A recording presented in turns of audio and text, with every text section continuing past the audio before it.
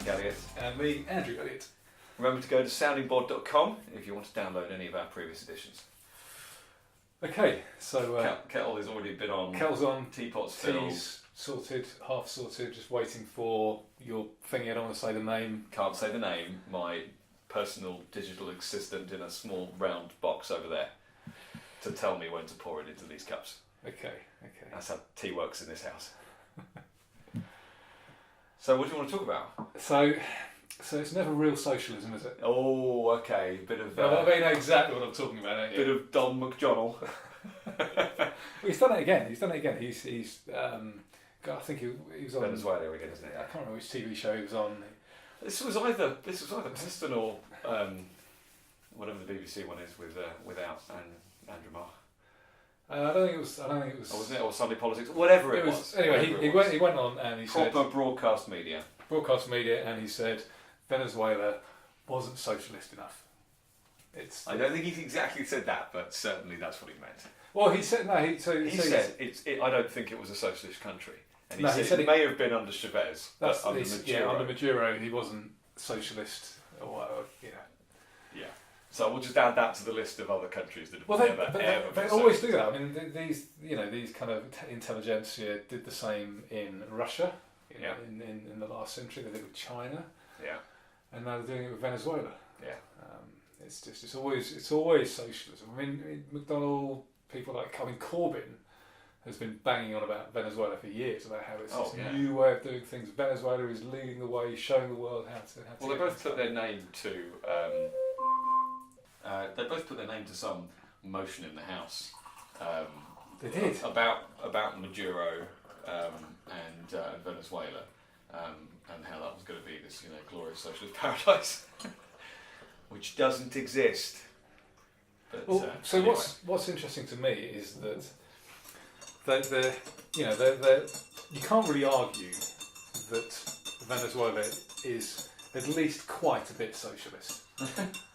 I don't think that's. Well, I think the people on the left like to think that it's almost a binary state, don't they? Right, so this is what I'm getting at. So the dose-response ratio of socialism, I think that's what you call it, is an odd one because, I mean, I think something that I'm in agreement with the socialists is that a 90% socialist state would be absolute hell. You can give more and more. Whereas they think, and it's rubbish until it's 100%. Yes, and whereas they think that last 10% makes it into the paradise, rather than what we're saying is the more socialism you get, the worse off you are. Yeah, absolutely. So we could talk a lot about socialism this evening. But I think you've been knee-deep in regulation. I have. Mainly actually the response to regulation, which is what I want to talk about. Okay. And this is, again, I'm coming from my telecoms background, and this actually I might have to get into the specifics of the kind of products that I provide in the company that I'm CTO for, because BT, everyone knows who BT is, have come out with new products. In my view, it's a direct response to the latest changes in regulation that Ofcom have made, and it's their way of essentially trying to get around the regulations. And from one angle you could say, well, is that them not showing innovation as a result of the regulations? But essentially what they're doing is providing a product that I've provided for the last 10 years, and I didn't need a regulation to tell me to do it. And in fact, in the entire market, it's fairly low demand, hence I'm not BT. So it doesn't necessarily need to be done at the scale they're talking about. So are BT now competition? BT are now competition. Well, they will be when they finally get their products actually out there in 2019.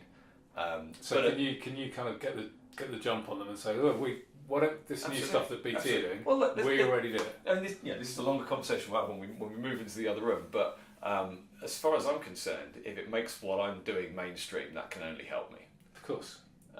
But it's a lot more complicated than that, which is what I want to go into. Well, should we pop in there? Let's do it.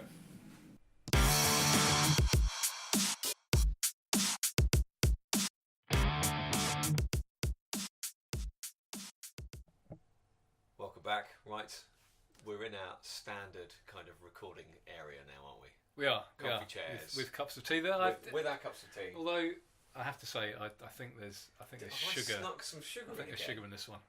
I don't think you've stirred it, but it's definitely slightly sweet. Yeah, sorry about that. You'd think I'd know by now. I've only known you for All your life. nearly 38 years. Yeah.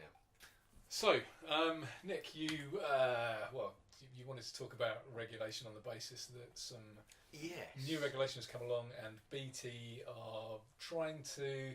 Well, I'm not too sure. Not really trying to get around it. They're Okay, trying to so- avoid being penalised by the regulation. Is well, yeah, that's what I think. So, so do you want let to me tell you how we get there. Before we start, do you just want to give a bit of background as to what your business is? Yes, so I'm the CTO, Chief Technology Officer of a pretty unique company in the UK and certainly in the communications industry. Pretty unique or unique? Absolutely 100% unique, not a little bit unique, not too much unique, sorry. But we are an ISP, which is an internet service provider, but we're also a software company. And we use software to make our internet connections better. What we also do is over-engineer connections for our customers. So why have one line, your standard broadband line, FTTC, ADSL, whatever you want to call it? Why have one of those when you can have two? That means if one of them has a fault, you're still online, you're still going. And it also means that you've got the bandwidth, the speed, if you want to call it that, of both of those lines together. Over the last 10 years, we've been taking that further and further and further. So have as many lines as you like. Why not? Why stop at two? Why stop at just ADSL or just fibre broadband, FTTC? Why not add any type of connectivity in any combination? So I could have a broadband connection down my phone line from the standard ADSL connection. Yeah. And I could also have a cable broadband connection. Yes. And you could bond the two together. Yeah. To give me a faster connection. This is where sometimes people get into trouble for using terms like speed and fast. We could give you a higher bandwidth connection. Right. Okay. But that's not quite the same as speed. But yes, for the purposes of people listening to this and for everyone's parlance, when they get it wrong all the time, faster. So if I'm downloading a file, the file would download faster. Yes. But it wouldn't have an overall top speed. Speed is the time it takes a packet to get from one end to the other. Bandwidth is a measure of the size of the pipe, and this is where people get it wrong. So you've got to think of it like plumbing. Think of it like water. Yeah, the water doesn't get any quicker from one end to the other of the pipe. But if you have a bigger pipe, you can get more water from one end. So to the my other. latency would be the same. If I was playing games, it wouldn't improve that. But if I wanted to download a huge file, the file would download quicker. Yes. And if one line went down, I could still download the file, play games, make voice calls, etc. Because the other line would not be affected. Is that correct? Exactly. Right, okay. And so, I could do that with more than one line, more than two lines. I could do two, it with 10 3, lines. 4, 10 lines. At the moment, the most we've ever aggregated, bonded, whatever the term you want to use, is 9 lines together. And that was 9 ADSL lines. We currently have a number of other connections out there of 8 lines. A really tasty one is 8 FTTC lines, 8 fibre broadband lines running to a school. Schools, hotels, they are the ones that use the most bandwidth because of the number of people that are there working all the time or using the service. And so, yeah, we can give proper business grade, high bandwidth connections, as well as, as you say, the added resiliency, because it will just carry on with as if nothing has ever happened, just a reduction in that total bandwidth if a line goes down. And in any combination, because, for example, the ADSL network might go down, but the FTTC network probably won't at the same time. So if you actually have a combination of differing technologies, then you decrease your risk in an even more greater fashion than you do just by adding additional lines. If you go from 2 lines to 3 lines to 4 lines to 5 lines, you are reducing your risk. But as soon as you add in a second technology, you're reducing it even more. Of course, so if all your lines are provided by the same technology and that technology goes down for Yes. whatever reason, Yeah. then the whole And thing there are goes other down. factors as well. I don't want to make this into a technology No, that's lesson. fine. But suffice to say, over the last 10 years, what we've been doing, our company name is Evolving Networks, by the way, if you want to go and look us up. What we've been doing for the last 10 years is continuing to innovate in that space in order to make the best internet connections that we possibly can for our customers. And, you know, we are primarily a business-to-business service provider. So these are businesses getting in touch with us, but they are businesses of all sizes. We've got everyone from the one-man band working at home through to parts of the NHS. So, we've got everyone, BAE Systems to the corner shop. Everyone needs an internet connection. Every business pretty much needs an internet connection. And most of them will agree that they need to stay online. And coming back to this, I suppose, a location argument, what you can get and how much bandwidth it is depends solely on your location. So you might have been lucky enough to have an area that's been upgraded by BT to give fibre broadband, but you might not. You might be in an area that has good 4G mobile signal. You might not.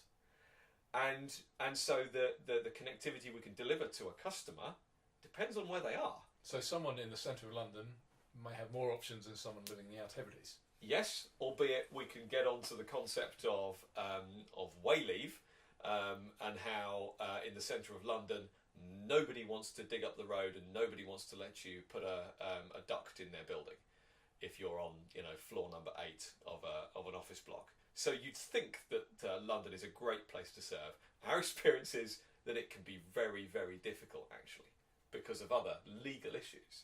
But yes, this concept of you might live on a farm and therefore you're probably not going to get as good a broadband signal as you are in an inner city urban area. And so I have recommended to businesses that they move. I've said absolutely I can provide you a connection. It will be stonkingly expensive because I've got to dig a whole brand new piece of fibre 50 miles and across an airfield. So it's going to cost a lot of money. And they're going, that's absolutely outrageous. You go, no, that's how much it's going to cost to serve you. So you might want to consider moving your business. You have to consider your internet connection just as you will consider the hiring of staff and the physical office that you are in, its access to transport links or other facilities that you as a business need.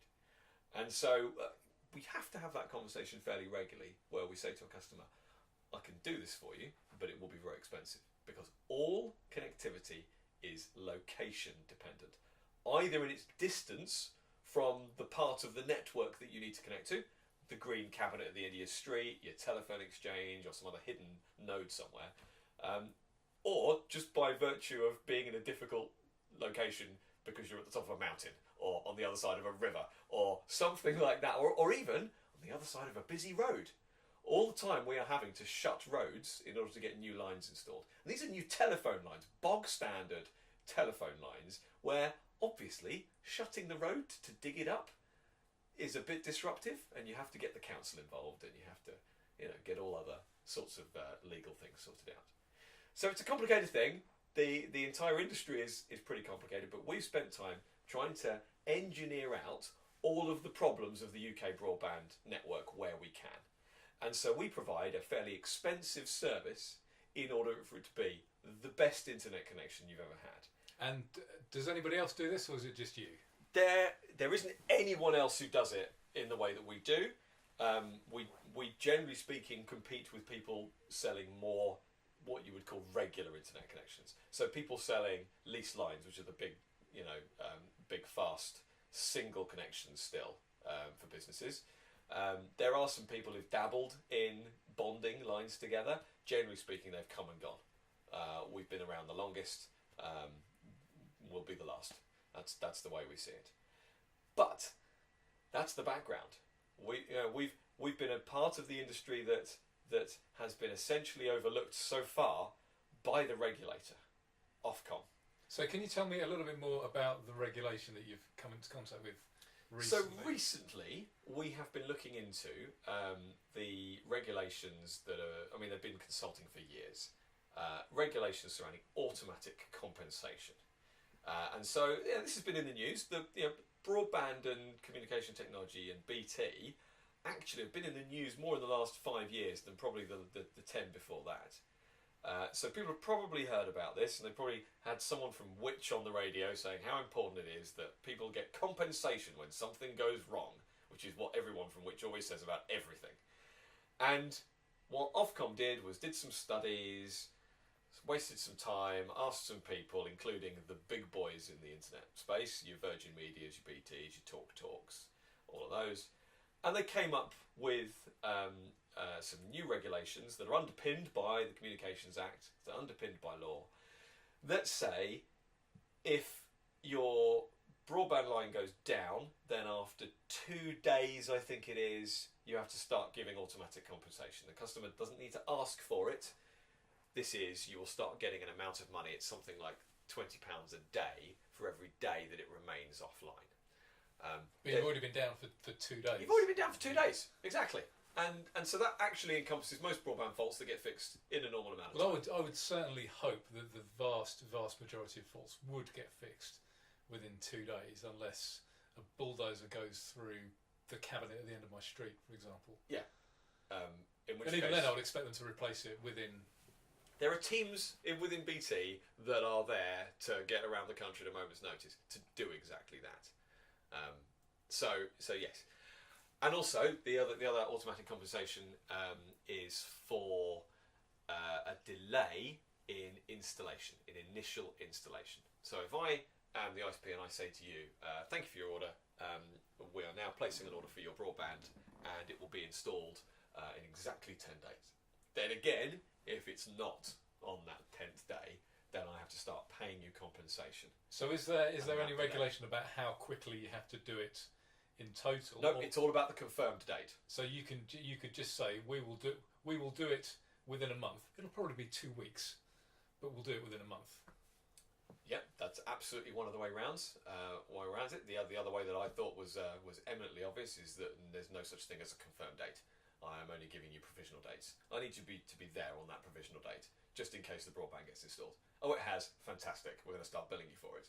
I mean, it's nonsense, isn't it? And this is the problem with regulation, is that if you were to try and make it actually effective, it would have to be so complicated as to try and exclude all of these potential loopholes. But of course, by doing that, you stop any innovation anyway. Absolutely. So we've existed in a situation whereby we are protecting people from going offline. That's the primary issue here.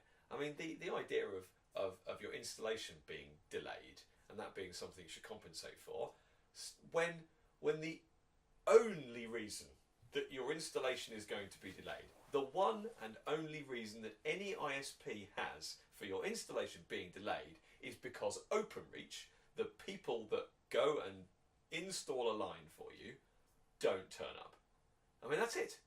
So why this isn't something that only occurs with Openreach, and that we as a business don't have some kind of automatic... Well, let's be clear, we do not have automatic compensation from Openreach. So when I place an order for a copper line, a standard phone line, to get installed, and the engineer doesn't show up, I as a business don't get compensation. Yet apparently I'm supposed to compensate the end user, the person who's bought it from me, because of a failing in my supply chain.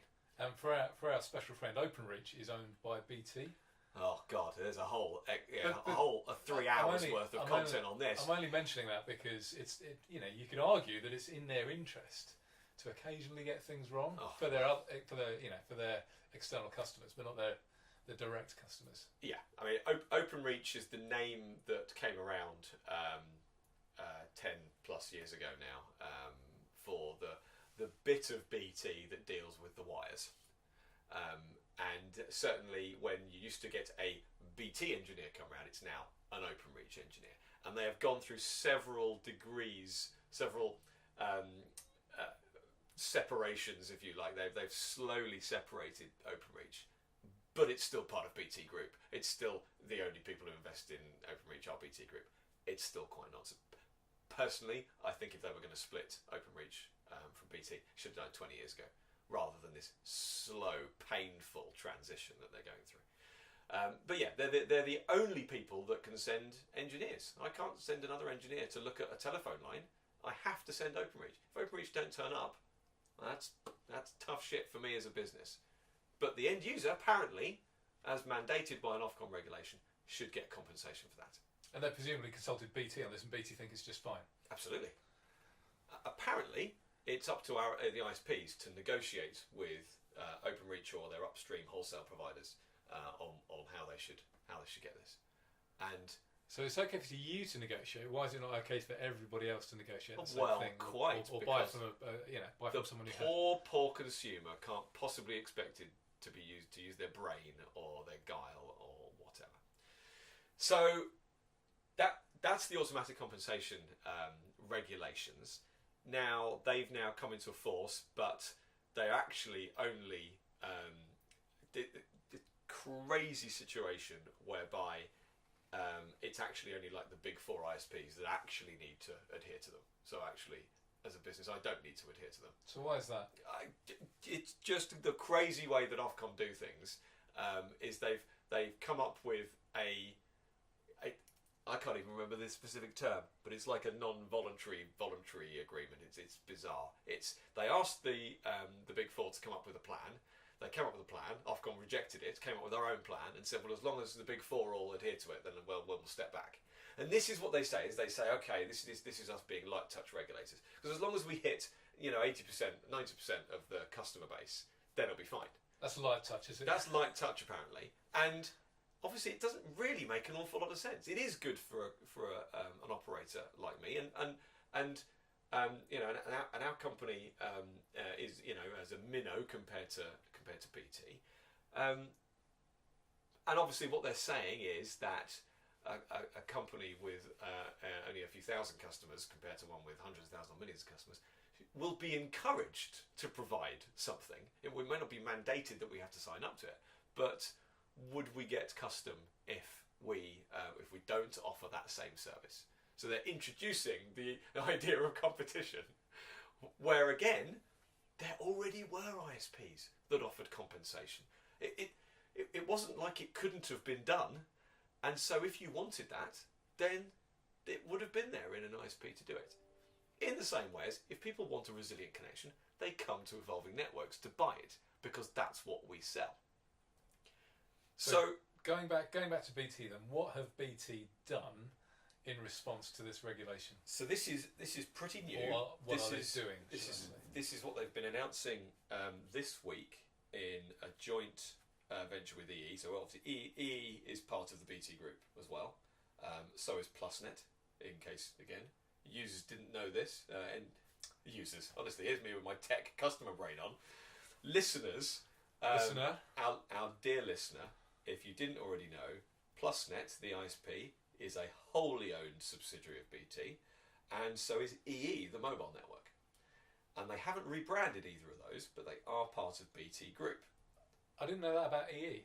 Really? They bought them like 2 or 3 years ago. Right. Yeah. They were what they decided to do, 10 years ago when they sold off O2. They obviously went, maybe that wasn't such a good idea. Everyone's going to want to converge all their services, and we're going to want to sell TV, telephone, mobile, and broadband in quad play, as they call it. So why the hell did we sell off O2? Well, because they proceeded to buy E to fill that gap. Because they were one of the very first. BT Cellnet. Probably 20 years ago, it was BT. Well, no, before then it was Cellnet. Yes. And Cellnet was half owned by BT and Securicore. That's right. And then so there was Cellnet, and then there was Vodafone, and that was it. Yeah. And then Orange came along. Well, then you had MMO2 who owned O2, but that was again, gets all complicated. That's all in the past. But they bought EE in order so that they had a mobile network, which was EE was T-Mobile. EE was T-Mobile and Orange together. Yes, because they were working on the same bandwidth anyway. Do you know what? That was one of the stupidest mergers ever, because what they decided to do was keep the Orange brand, keep the T-Mobile brand, and introduce a third brand called Everything Everywhere that then very quickly they decided should just be called EE. And the 3 or 4 or however many brands just clashed all over the show for a long time. So actually, having BT buy them, it just be EE from BT, did simplify it a bit. But why they don't just call all of it BT, I don't know. Why it isn't just BT Mobile now? Is that a branding thing, do you think? People have got a bit sceptical about BT these EE days? were one of the most hated of the mobile networks. So they got fined by Ofcom for the way that they treated their customers. So I wouldn't have said that it was a brand you particularly wanted to protect, bearing in mind the brand of BT. Everyone hates BT, but they don't change that brand. So it seems odd to me. But obviously they are positioning them in slightly different ways. So they have come out with announcements on products that we won't see until 2019. So we're recording this, coming up for the midpoint of 2018.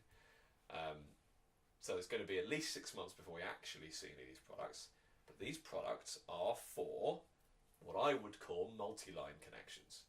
Now, the reason I say that, and I don't say bonded or failover or whatever, is because there are different characteristics to different sorts of multi-line connectivity. What we sell is fully aggregated connectivity with clever software that's distributing your data across all of the circuits at once, utilising every bit of bandwidth from all of the circuits all of the time, keeping you online in the event of failure, and also prioritising each of those packets of data so that your VoIP calls, if you're going to use a VoIP service, work, or if your streaming video needs it, that will be prioritised or whatever. So, for example, my VoIP calls are probably going to be at a higher priority than my video gaming. Yes. Right. And you probably would want email to be one of the lowest priorities. You say that to a business customer, say, well, what would you like to be prioritised? I say, well, my email. Obviously, my email. And you say, no, I'm going to put that at the bottom of the list. And it's a great, icebreaker conversation to say, and this is why. Email, people are used to having in an email client like Outlook. Other email clients are available. And whether it takes an extra second to appear in your inbox or not, you don't care. Likewise, for it appearing in your sent items and getting delivered to the person you sent it to within a couple of seconds. If you're making time savings there, you do not notice them. You're being protected by the client, by Outlook. You're not having to wait around. You can go and do other stuff. You click send, you move on, you do something else. It happens in the background.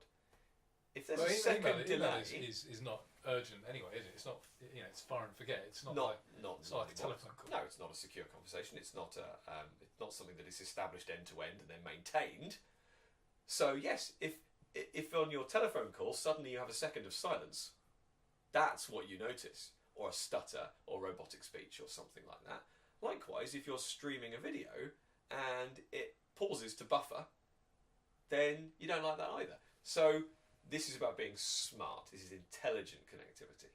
And there is, to a certain degree, some networks have tried to prioritise data, but it normally doesn't work very well because it's being done in the core network. Whereas the product we provide, it's doing it end to end. It's got a clever box with clever software that we send to the customer. Clever stuff in the core. They talk to each other and are able to prioritise and be smart with the data. So can BT do any of that? No. None of it? No. Okay. So what BT have announced So what are they doing? So what They're BT have announced... They're giving you a few lines. No, very specifically. They're not giving you a few lines. No, they are giving you one broadband line and one mobile connection. So I can't have two broadband lines? No, they've decided to productise this in a very specific way that is completely inflexible. What if my mobile phone's somewhere else? No.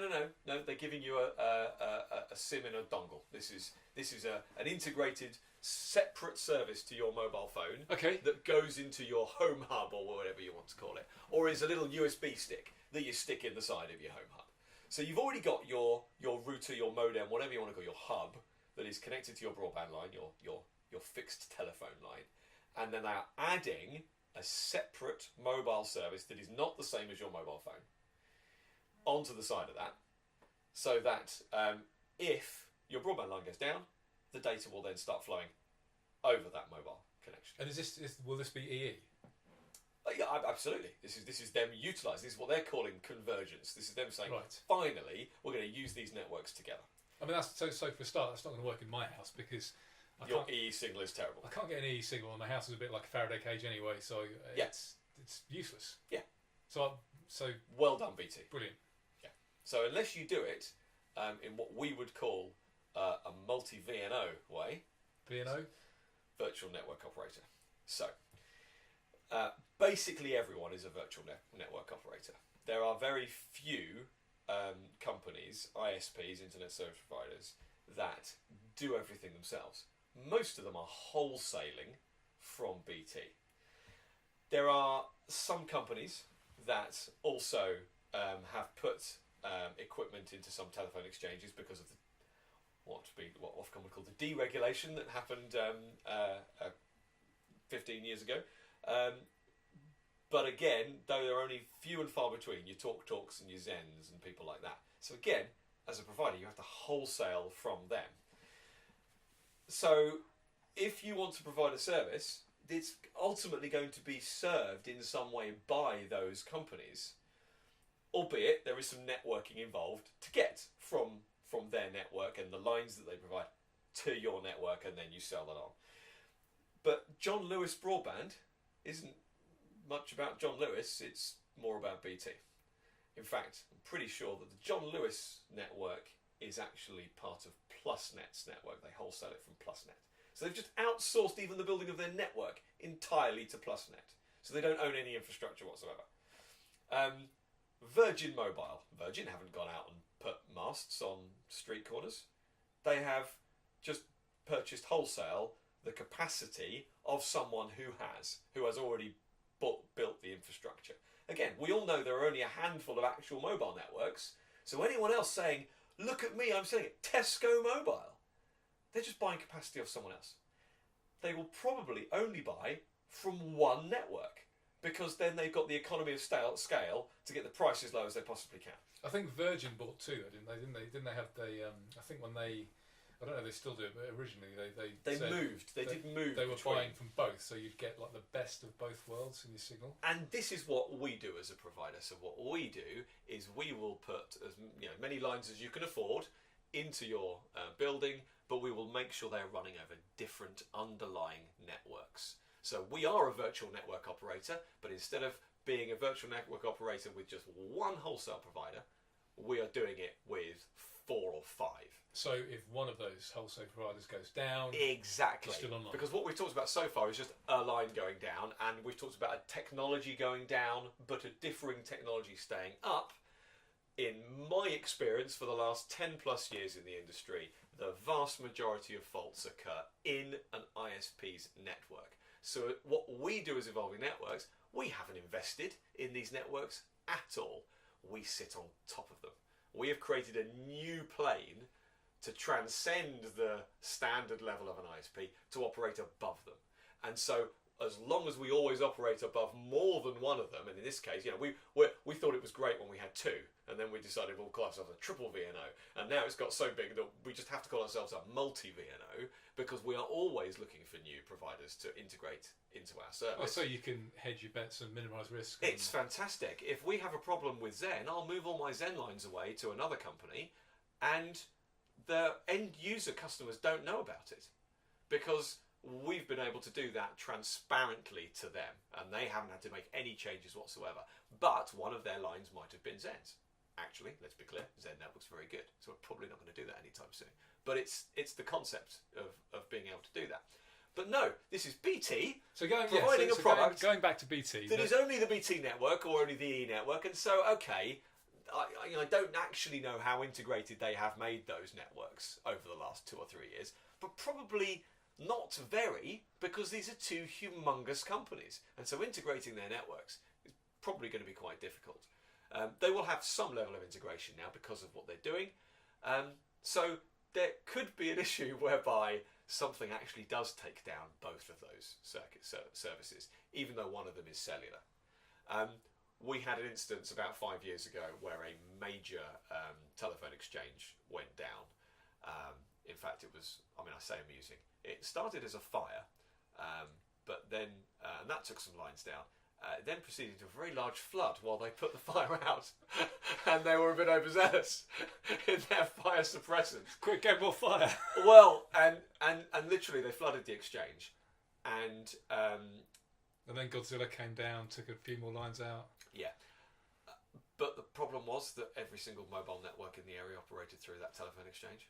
So not only did all the fixed lines go down, but all of the mobile phones in the area went down as well, because that was a hub point of the network. It was a so key all node. the eggs were in the one were basket. in that one exchange basket, exactly.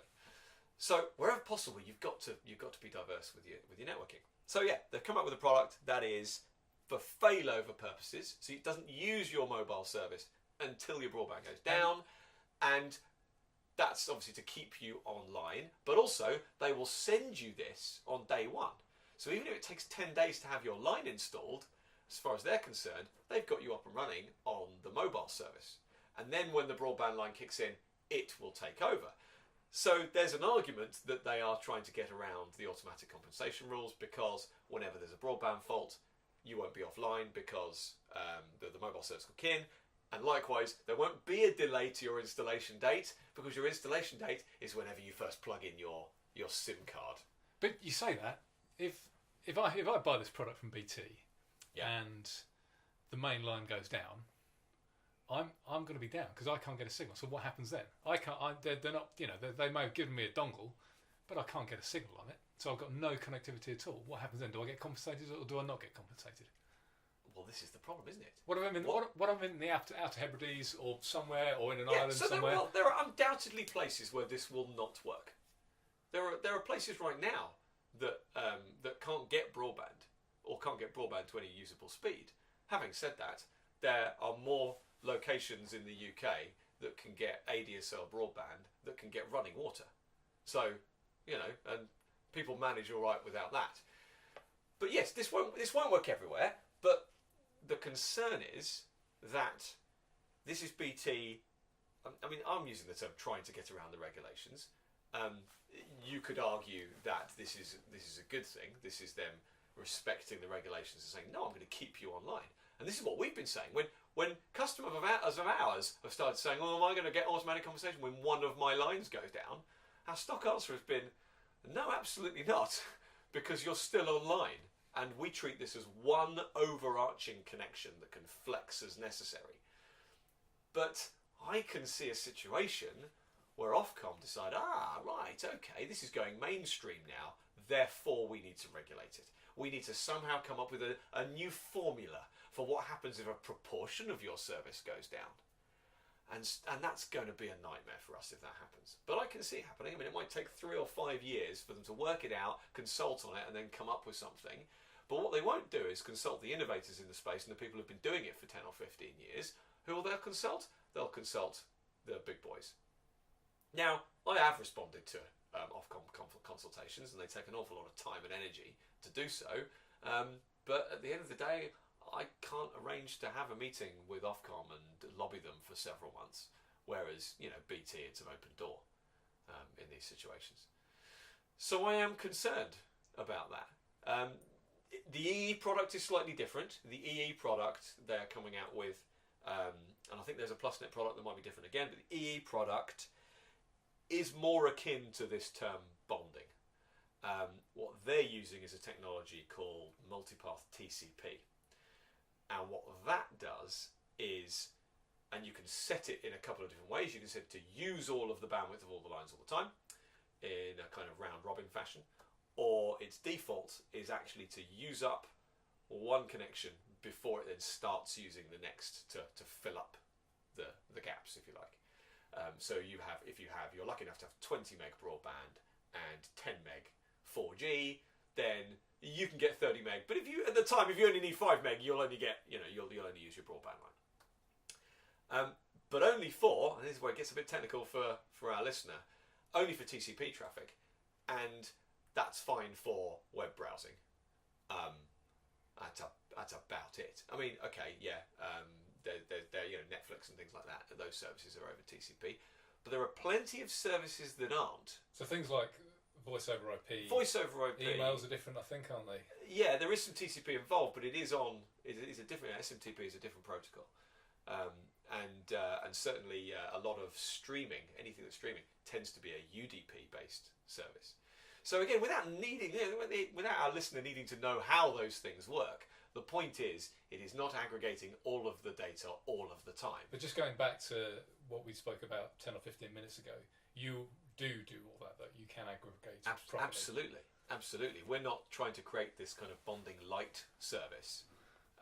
So there's an argument over, are they staying online if they can only access some things over the connection? Yeah. Is it really resilient if it's not resilient for your phone calls and it's only resilient for your web browsing? So there's a number of questions I have.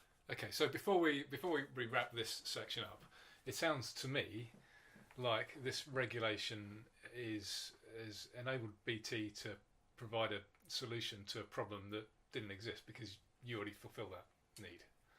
Yes. So nothing innovative has come of this. Nothing at all. In fact, they've designed and are building an inferior product on the basis of this regulation, which is costing everybody money. That's definitely a good way of putting it, I think.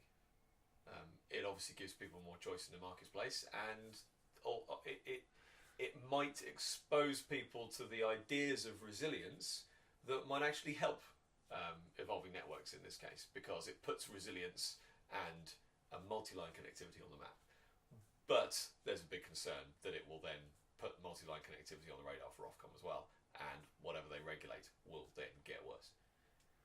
Okay, let's wrap it up there and come back in a moment.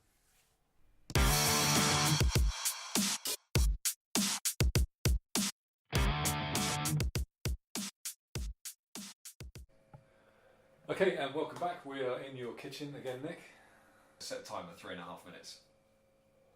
Second timer, 3 minutes and 30 seconds. Starting now. Second timer. Oh, what's it doing now? Stop the first timer. You have 2 active 3-minute and 30-second timers. To cancel one, visit the Alexa app. Oh, well, that's useful, isn't it? This is technology for us. Anyway. Okay, well, we're back in your kitchen. I've managed to... You haven't put sugar in my tea, have you? You have No sugar. managed to stop me putting sugar in your tea this time. You can put some milk in. I am going to put some milk in for our second brew, for starting our second segment. Yeah, I've been ranting a lot about BT and about the comms industry and about Ofcom. So can we just talk generically for a moment? So what happens with this regulation? Because you mentioned earlier, you touched on the fact that it's been not going on for years, but they've been researching it or conversing with companies for years. Is that what normally happens? Yeah, what they do is they'll commission research, then they'll normally make a statement and say, we think the market is broken and this is why we think we're probably going to have to do this. And 4 years later, they will do that. They absolutely will do. If Ofcom come out and say, well, we think there might be a problem, then, as I'm sure most regulators do, they'll make sure that they're still working a few years later by working towards that assumption.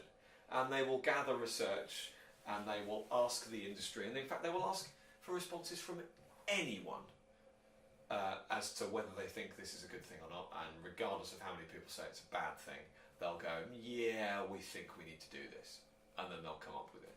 What they'll sometimes do is they'll let the industry come up with something, and they'll kind of hold a big stick and go, if you don't come up with a good voluntary scheme, then I'm gonna...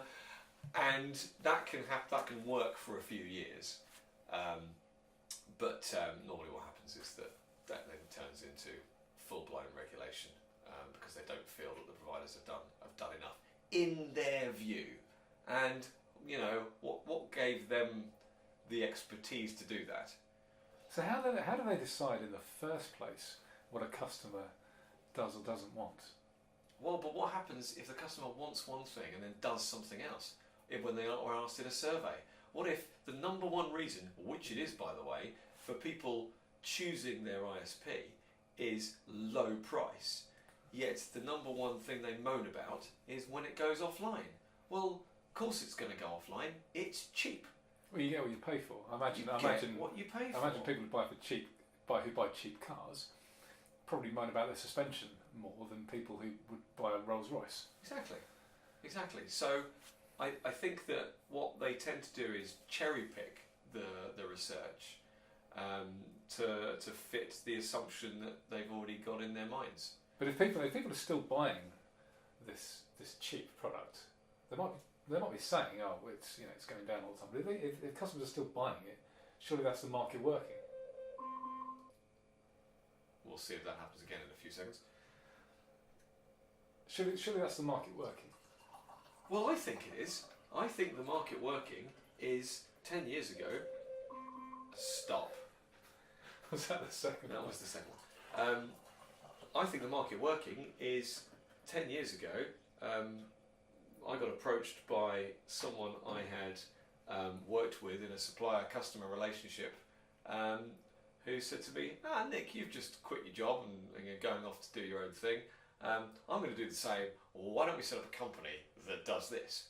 And I went, yeah, that sounds like a really good idea. So we did. And ever since, we have been continuing to plough all the money of the company into continuous development of a solution that makes the internet connection for customers better. We're already doing that. But actually, I'll be honest, there's not a huge demand for it. Otherwise, we would be the size of BT.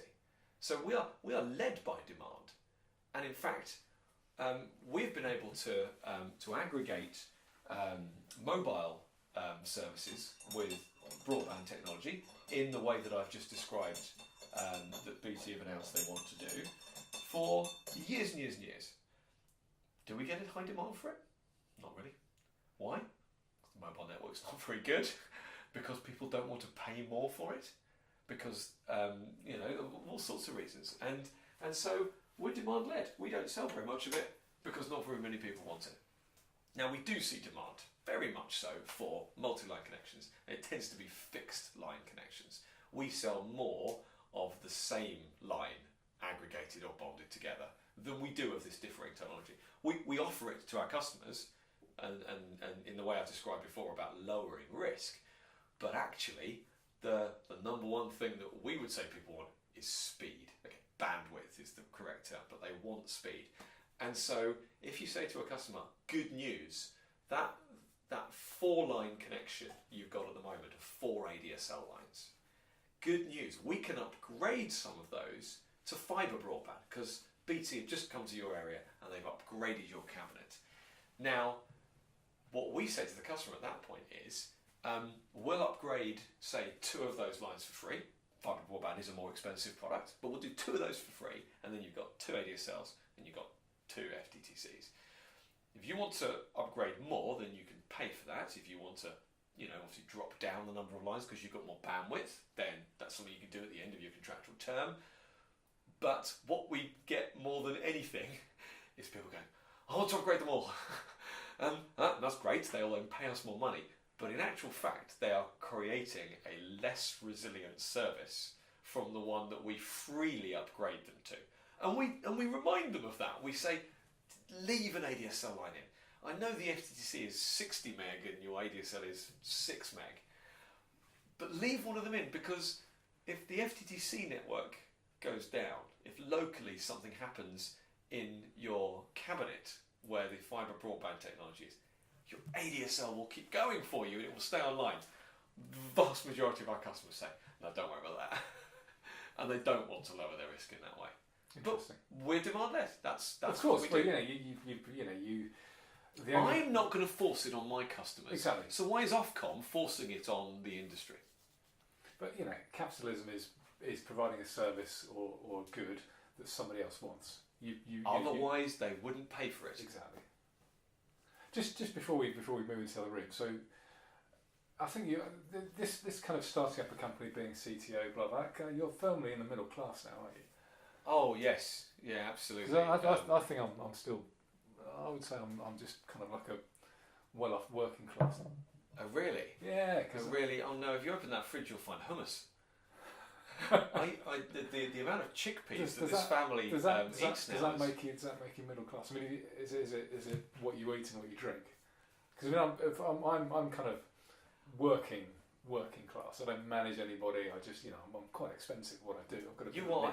Let's be very clear. You earn way more money than I do, but I don't. But you don't consider yourself to be middle class. Well, I think middle. I tend to associate middle class with kind of sort of management and that kind of thing. Really? Well, I mean, we could talk about this for a while because the class system as it was is not the same as it is now. It's not like we have this huge aristocracy. There's no particular feudal system going on anymore.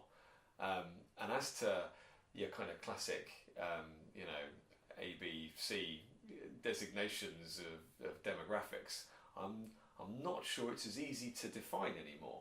Well, no. I mean, so there's definitely, so just to be clear, there's definitely the political class and everybody else. Yes. So the political class are in and of themselves. Yes. Are a completely separate entity, I would say. Yeah, they are an elite, if you want to call it that. There's have you heard about the new class? I have. Well, explain this to our. I believe Martin Durkin has talked about this at length. It's the intelligentsia. It's your professors and your anthropologists and these sorts of people. It's university lecturers, these kind of people. Yeah.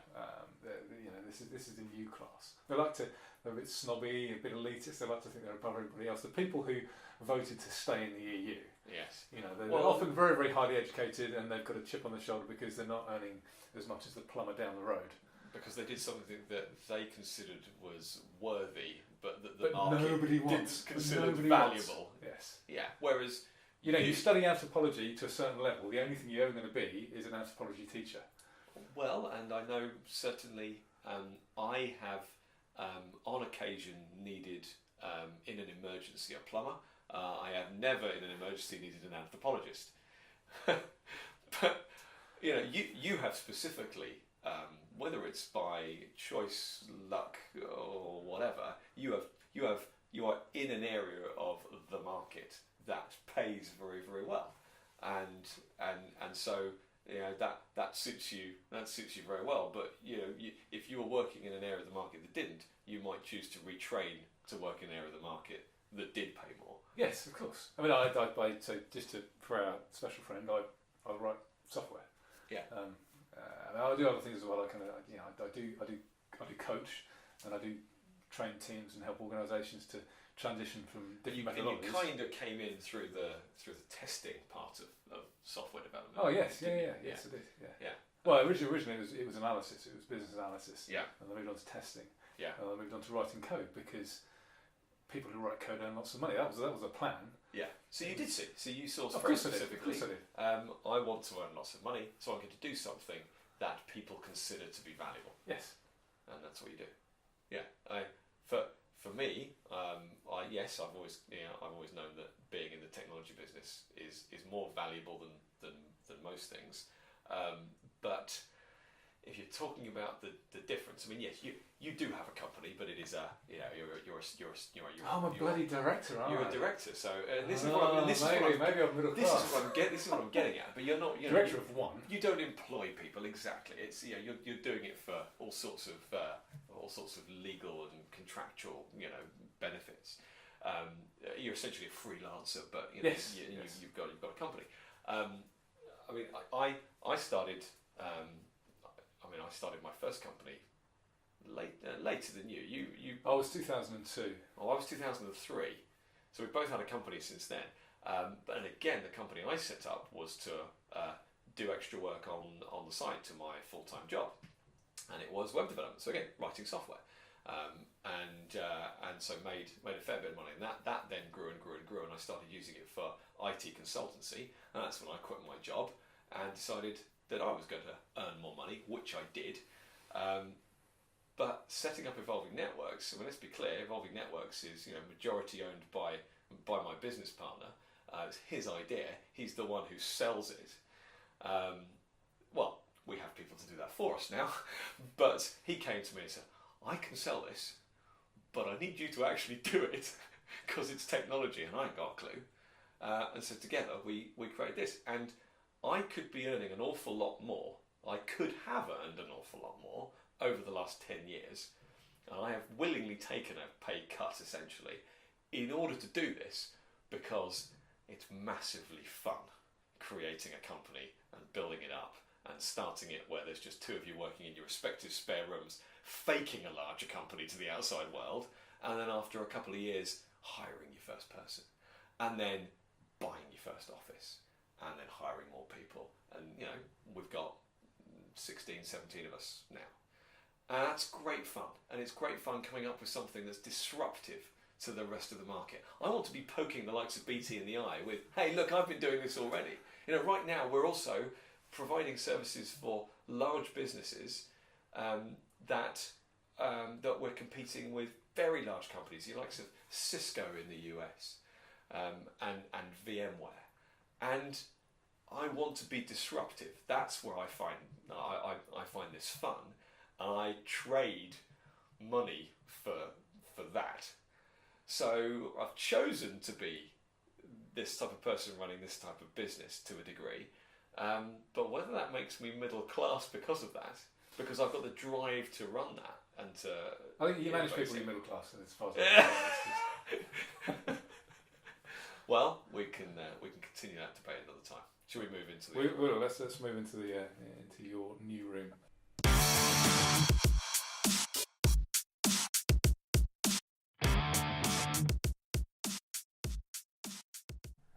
Hello again. Right, okay, I want to say that I may have stolen that line about anthropology and plumbers from Martin Durkin. You brought him up, and I think I probably mentioned anthropology. You mentioned anthropology because it was in the back of my mind. It's too good a line not to repeat. But let's be clear, that was one coined by Martin Durkin. And I think, well, he's probably said it a number of times. I heard it on Telecoms podcast. Yes, something like that. And if you want to listen to more of that, he talks at length about the new class in the Telecoms podcast, and it's a very good listen. Yes, absolutely. So we veered onto class there as a result of you saying that because I'm you manage people in middle class. Because I'm managing, and that's it. Managing people. That's all it is. Well, that's certainly... You manage people. They might not be direct reports, but you manage people. No, I'm a servant leader. I help people to be more efficient, to eliminate waste. I give them suggestions. They only do stuff that they want to do. They only... You're sounding all lefty now. Don't do that to me. Yeah, I'm paid lots of money to do that. You're paid lots of money, and well, this is the thing, isn't it? Is class now based on the amount of money that you earn, and as it to a degree, kind of always has been, or earn or have access to. So obviously there were lots of upper class people who didn't earn much money. Yes, but had lots of land, and often actually struggled to keep their houses and their land going. Which is one of the reasons we don't have a big aristocracy anymore. Yeah. And also, I paused for a second. I was thinking that I think I'll need to double check this, but I think when families come into lots and lots of money, statistically, it tends to only last about 3 generations. Right. Okay. And then so it's when there's an injection of money in some way, shape, or form. Normally it lasts for about 3 generations, and then that's it. Right. So money does. You're cycle. not talking about new money versus old money here. In fact, you're only talking about new money. Yes. You're talking about when there's new money, it doesn't last very long. Okay, that's interesting. And I think a lot of that is to do with people perhaps not having the motivation because they've already the children and the children's children have already got money, so they're perhaps less motivated to Well, you can't control your children's children do so. No, but they're going to be less motivated. They're not going to have the drive that the previous people had to make money because they already had it. Born with a silver spoon, so to speak. Yes. Right. Okay. Whereas not having money is a motivator. And so another interesting statistic, and along the same lines, but kind of the opposite. So that when you have When you have immigration, you have immigrants come over. Their children do very, very well statistically. Right. Very, very well because Right. they've seen their kind of their parents come, who obviously been the struggle, for want of a better term. Exactly. Or at least the change that they've had to go through. Yeah. So their children are very, very highly motivated. Often do very, very well. I'm a firm believer that people need something to push against. That's if life is too easy and life is too simple, then you tend to stagnate. The best of you tends to come out when you're under some form of pressure. And it's about recognising that and not letting it turn into stress. That for me is where you get your best. It's treading that line, isn't it? Treading that very fine line. It's always fascinating. Every single employee we have had or have now, and I'm sure that we'll hire in the future, is like a little sociology experiment every time you introduce them into the group. And when you're dealing with a small company, we're less than 20 staff, adding another person can change the entire dynamic. And each person does react differently to stress and to pressure and to the amount of work, and you get different amounts out of them. That's why it's really really, really important to hire the right people, because once they're hired, if you need to change the way they work in any way, then it's very, very hard to do that. It's much, much easier to hire the right people in the first place to build a team. It's one of the reasons why if I'm building a team, which I do on occasion. You don't manage them; you just build them. Correct. there is a difference. Definitely not middle class. But I like to choose a team. Do you like brown bread? Is this a middle class thing? Yeah. Now I'm echoing Mickey Flanagan.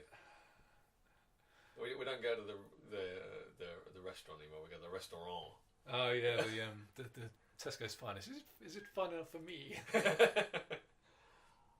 Anyway, I've lost what I was saying. Yeah, I like to build my own team and not just get parachuted in and say, "Hey, sort these monkeys out." It's never easy then. Yeah. So we've gone from.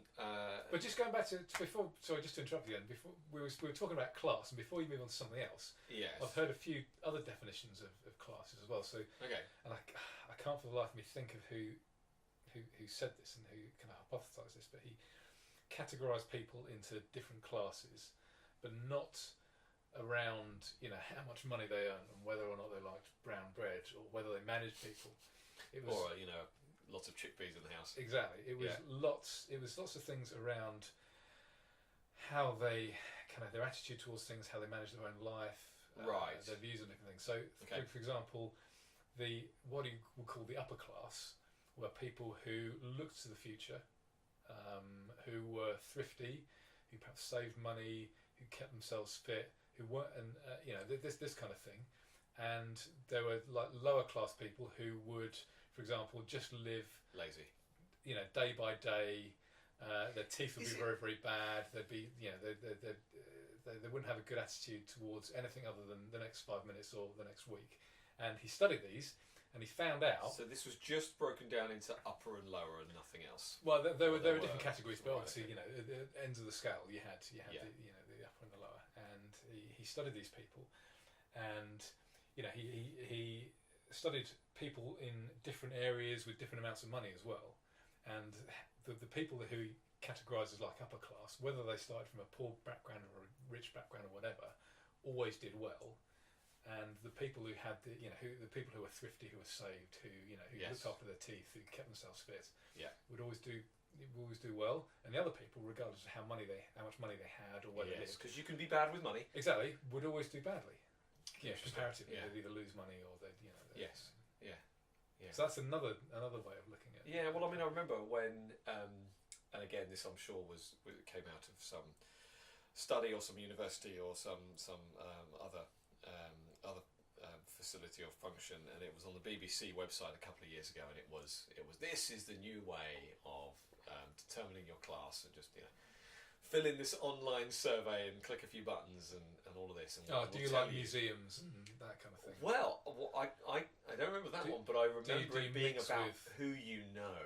Yes. And Do so you mix with doctors and judges? exactly, and it being, if you know a lawyer, then I'm going to tip you a slightly more middle class, but if you know a teacher, maybe slightly lower class, and all of this was done. It was how many people in the trades did you know versus how many people in this concept of professional jobs. That's crazy though. You could be some cheap accident lawyer, or you could be a teacher at Eton. Yes, absolutely. It's meaningless. Absolutely meaningless. Absolutely. And so it was weighted in some ways. So the point was how many of these people, in these fields. Because I remember doing that. But the classes were different, weren't they? I couldn't think of anybody in these kind of upper class things that I socialised with. Yeah. Because at the time I was thinking, I'm gonna bump myself up here. I think everyone thought that when they did this. I couldn't. I don't know any lawyers. I don't know any doctors. There's none. Are you related to lawyers and doctors? Yeah, but it's They happen to live on the other side of the earth. Yeah, I mean it's in Singapore, so Yeah, this is the problem, though, isn't it? How far do you go? yeah. I can't remember the name of the class that it put me in now, but I think middle, at least middle. I think I tweaked it. Well, no, they weren't called that though. But I seem to remember tweaking it to see what else I needed to be, who else I needed to know in order to bump myself up to the next level. And it was something like if I did know a lawyer, then, Right. then I'd be bumped up to this. I was on the cusp of a couple of them. Hang on, you're better educated than me as well. Aren't you? You've got A levels. I do have A levels, but that's where it stops. Yeah, middle class, and you've got quite a few GCSEs as Middle well. haven't you? class.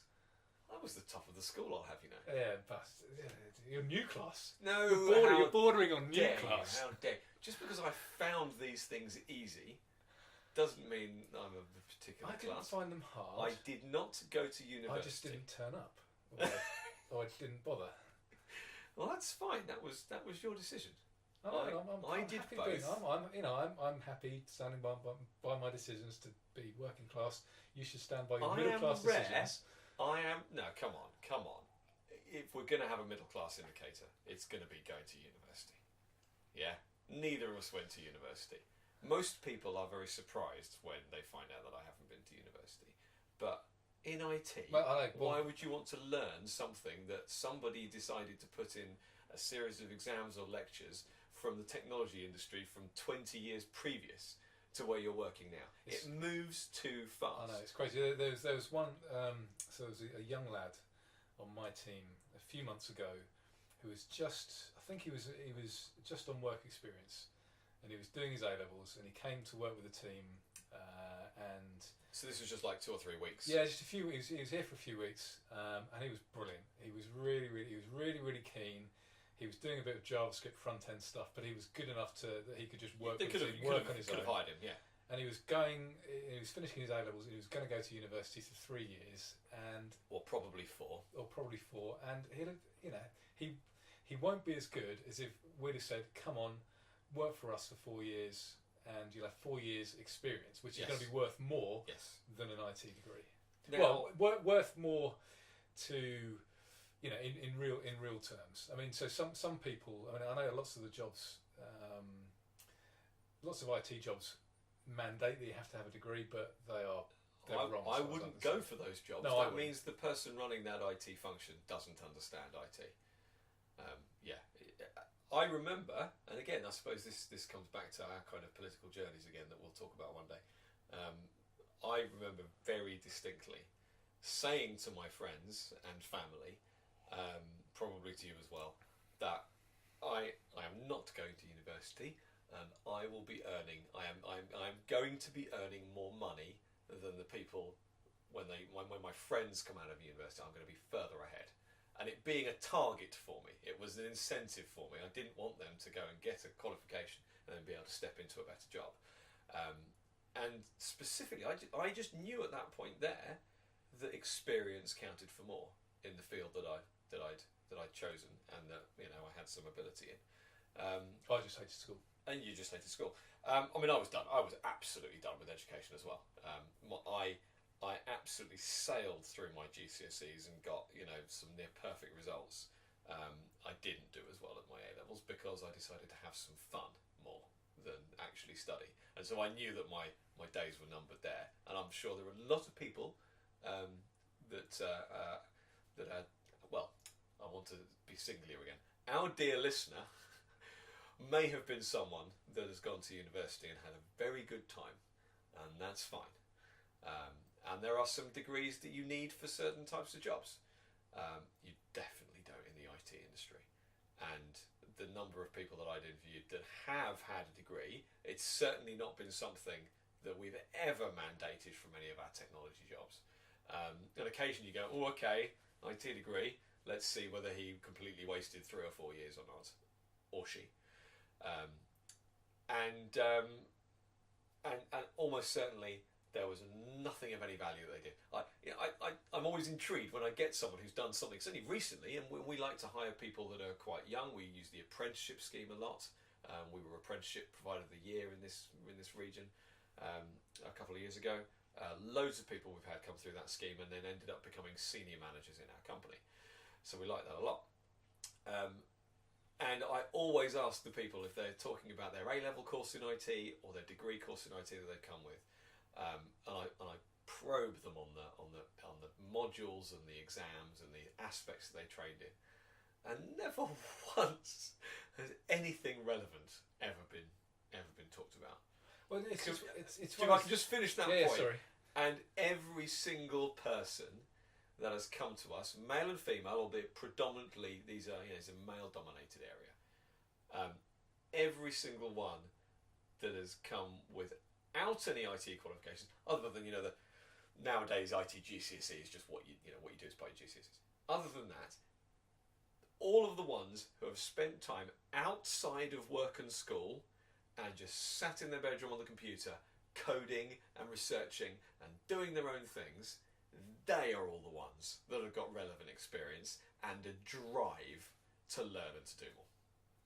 Well, that's the thing, isn't it? It's just the sort of people who, like you say, probably coded when they were kids because they enjoyed it and because it was fun. Yes. They do it in the evenings. I mean, you can learn things like you can learn design patterns and coding principles and stuff at university. Absolutely. But then you can learn that from a book anyway. Yeah. If you're trying to learn, if you want to go into, let's say, in fact, I was going to say front end, but front end and back end now. So one of the most.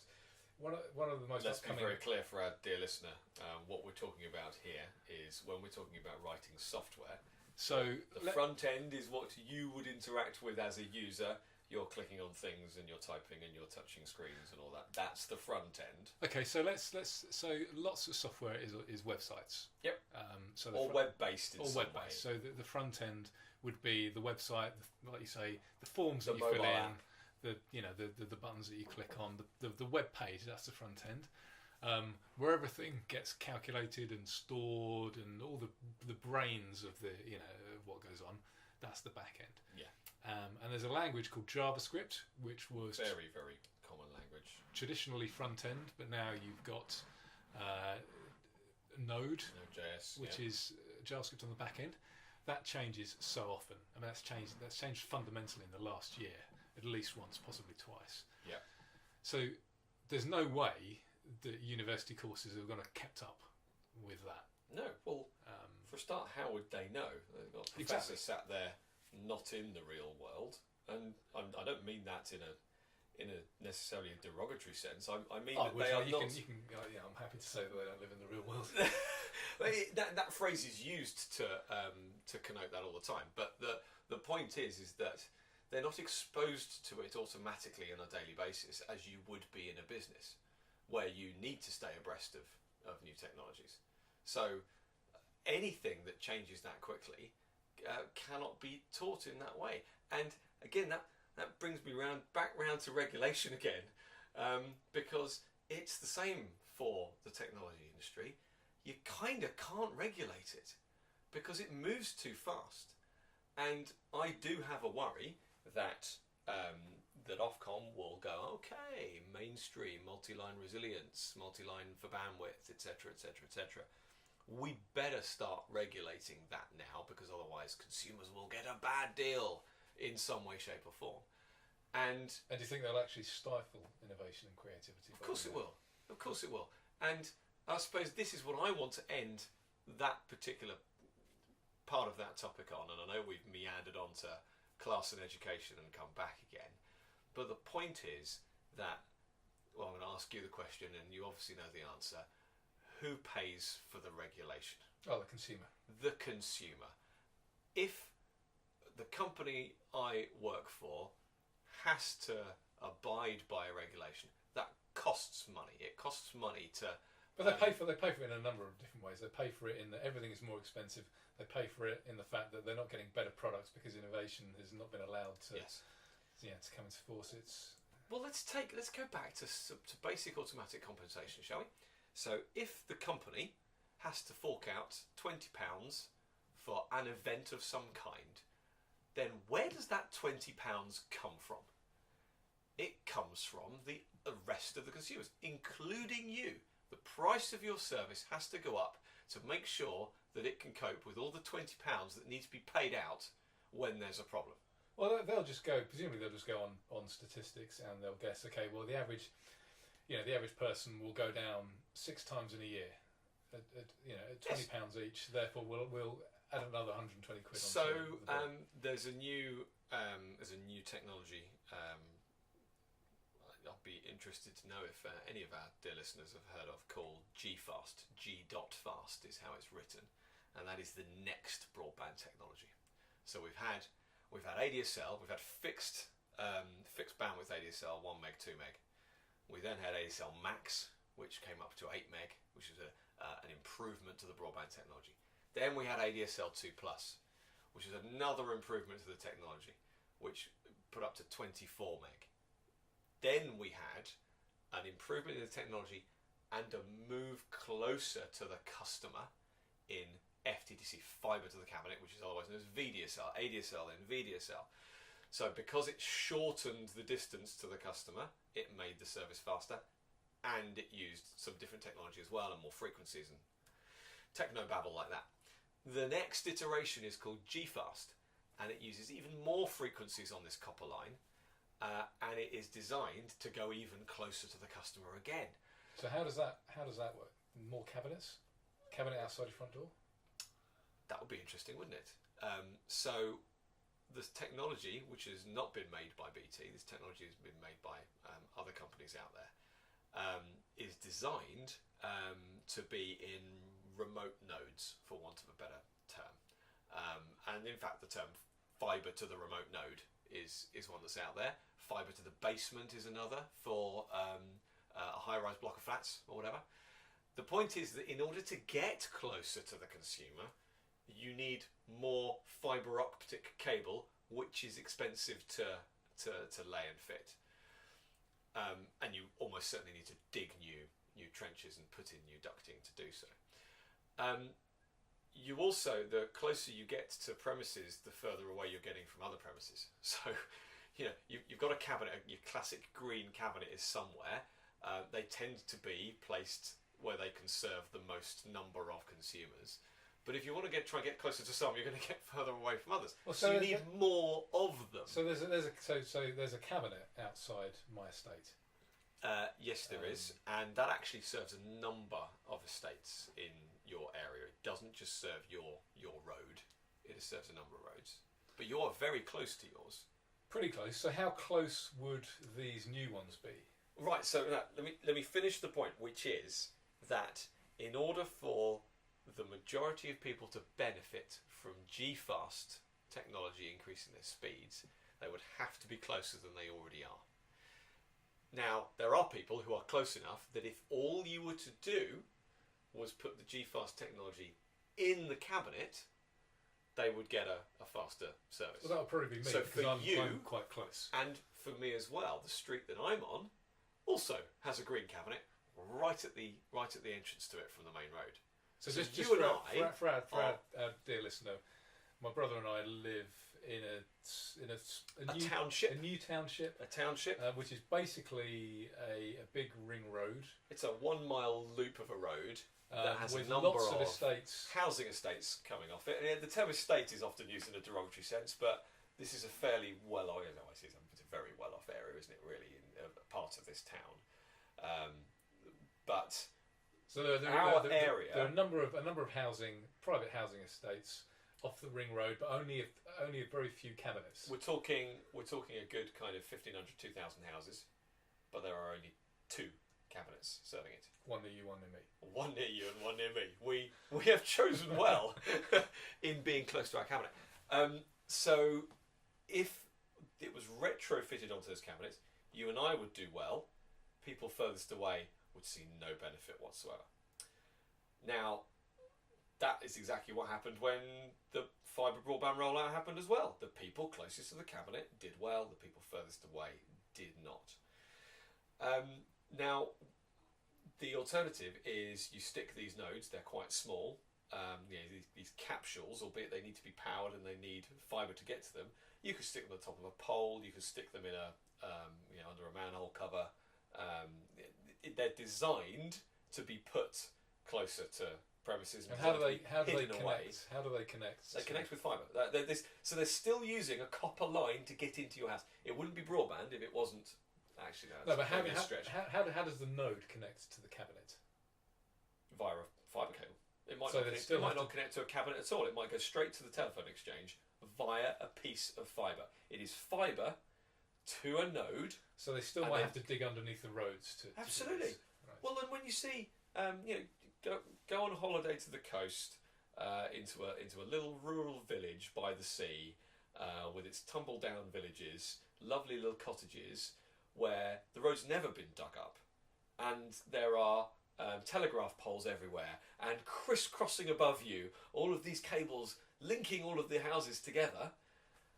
How the hell are you going to get fibre to there, to then serve all of these different places? Well, so I was just putting it back to my own situation in that I live in one of these housing estates, and I live in like a mini cul-de-sac.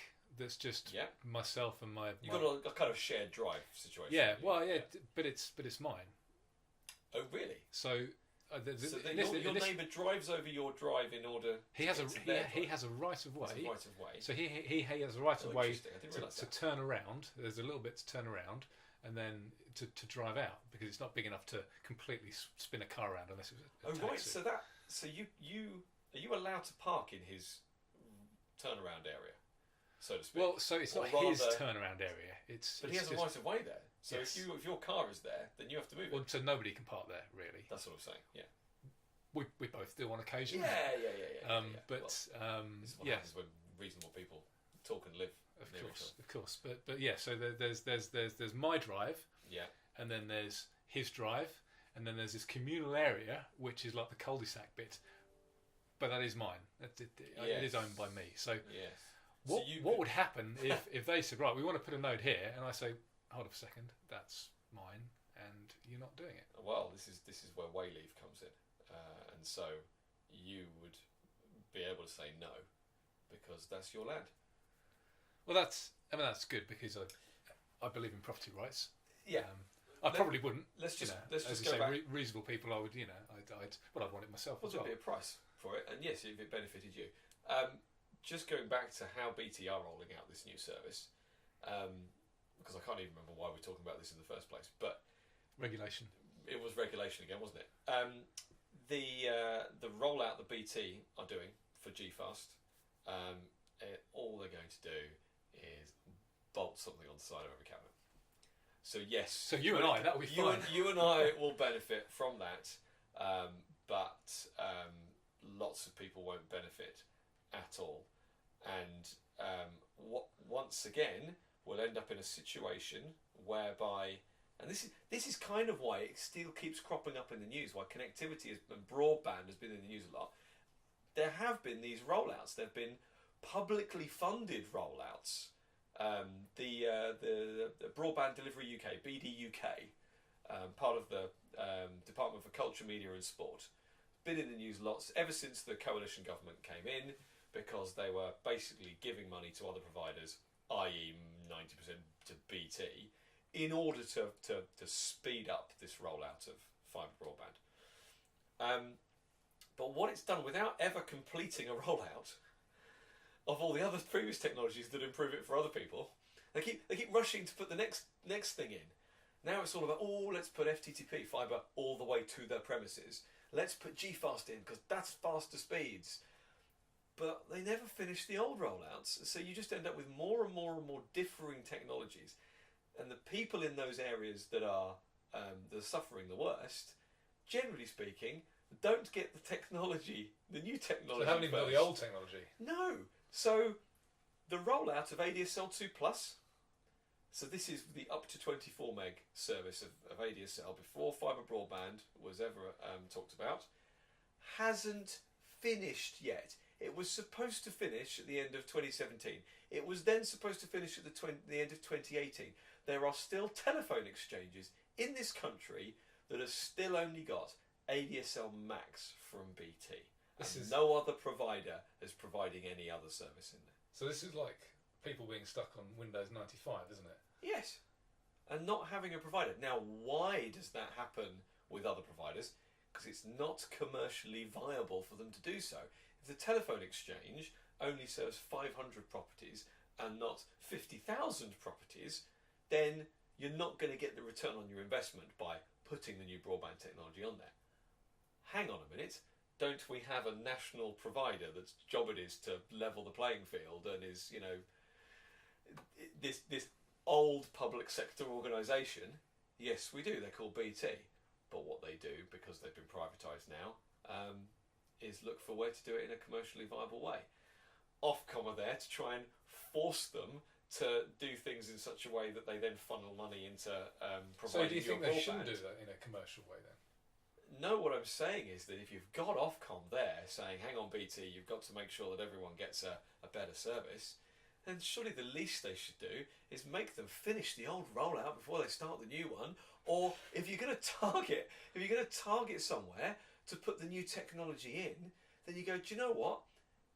You and I, who are lucky enough to be close to our cabinet, and we have close to 80 meg broadband now in our streets, that's good enough for quite a while.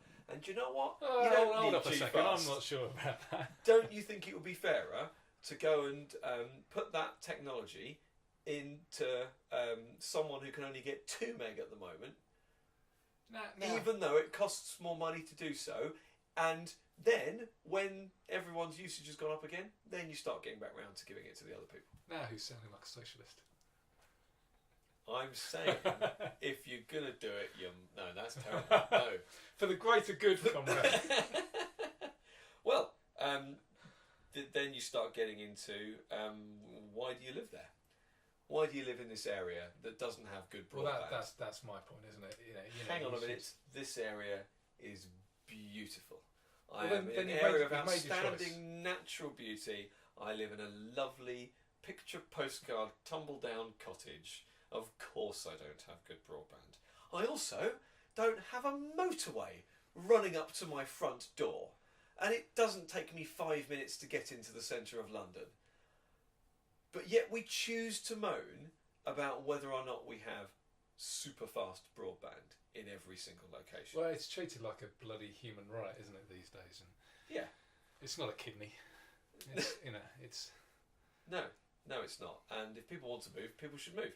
And if people end up moving into a more urban location, or rather, if people move into a higher density location in order that it is commercially viable to provide them with a service like broadband, because there needs to be a tipping point in the number of subscribers to make it viable for a business to serve, and then that's how the system should work. Sounds a little bit like a market again, you might say. It does, and the point being is that everyone should be allowed to decide whether or not that is what they want for themselves. And if they want really fast broadband, then move somewhere that's got it. If they want a really nice view from their window, which you or I comparatively do not have, then go and live in the middle of the country somewhere. People have a choice. People have a choice.